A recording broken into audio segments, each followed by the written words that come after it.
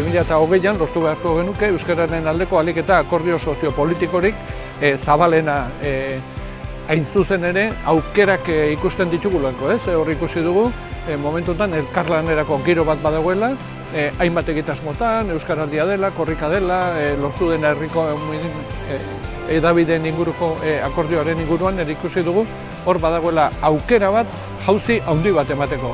Aukera balin badugu, gogoa balin badugu, eman egin behar dugu. Akordio sozialak eta akordio politikoak behar ditugula ikusi dugu, eta horretan eman behar dugu ikasturtea eta lan horri ekin beharko diogu. Gure erronka, gizarte eragileak hizkuntza politikaren proposamen baten bueltan aktibatzea eta artikulatzea izango da. Horri esker, lortuko dugu besteak beste, hizkuntza eskubideen gaia agenda politikoan kokatzea. Horri esker, besteak beste, lortuko dugu 2021 urtean jauzi politikoa egin ahal izatea.